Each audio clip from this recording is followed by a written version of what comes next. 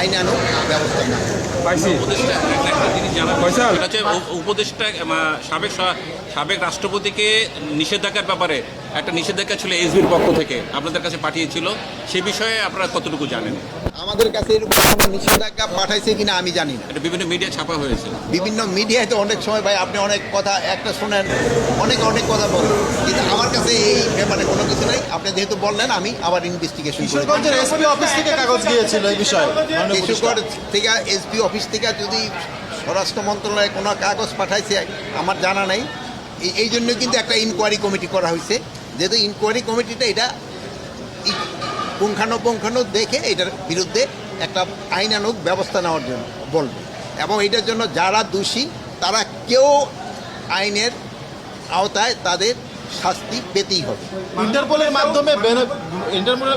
মাধ্যমে শেখ হাসিনাকে ফেরত আনার কথা বলা হচ্ছিল। এখন যে পরিস্থিতি আছে, একটা যুদ্ধাবস্থা ভারত পাকিস্তান, এই সময়কে আনার প্রক্রিয়াটা আপনারা জোরদার করবেন কিনা? এটার জন্য তো প্রক্রিয়া সবসময় জারি আছে, আপনারা জানেন। ইন্টারপোলের আচ্ছা ঠিক আছে, যেহেতু উনি তো সাইডে, এই জন্য ইন্টারপোলের মাধ্যমে আমরা তো চেষ্টা করতেছি। অনেক তো জানেন যে এটা তো ইন্টারপোল তো আমার কথার সাথে সাথে তো কাজ করবে না। আমি হয়তো মহিদুল্লাহ যদি সাথে সাথে বলি কাজ হবে, কিন্তু ওইটা তো আর আমার আন্ডারে না।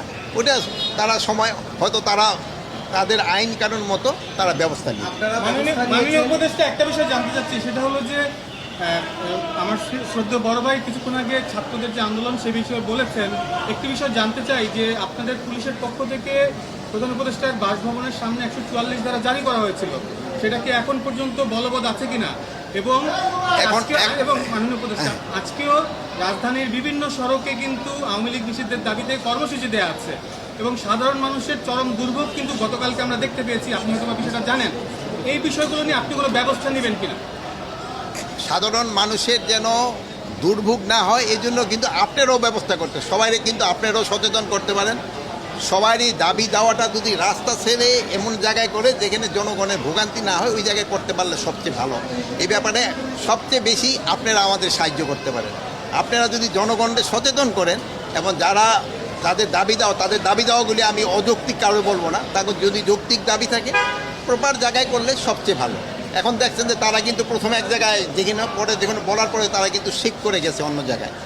এখন ওই জায়গায় তো কিছুটা জনভোগান্তি হচ্ছে, তারপরে ওনারা কিন্তু ওই অ্যাম্বুলেন্স এবং গাড়ি ঠাড়ি যাওয়ার জন্য কিন্তু এরা সুযোগ করে দিচ্ছে। এখন কোথায় 44 ধারা জারি, 44 ধারা কিন্তু এরাও জারি করতে পারে, ওসিও জারি করতে পারে, ডিসিও জারি করতে পারে। এখন কোথায় 44 ধারা জারি আমি তো এই মুহূর্তে বলতে পারবো না। হামিদ কি সাবেক প্রেসিডেন্ট হামিদ সাহেবকে দেশে ফেরানোর ব্যাপারে সিদ্ধান্ত নেবেন?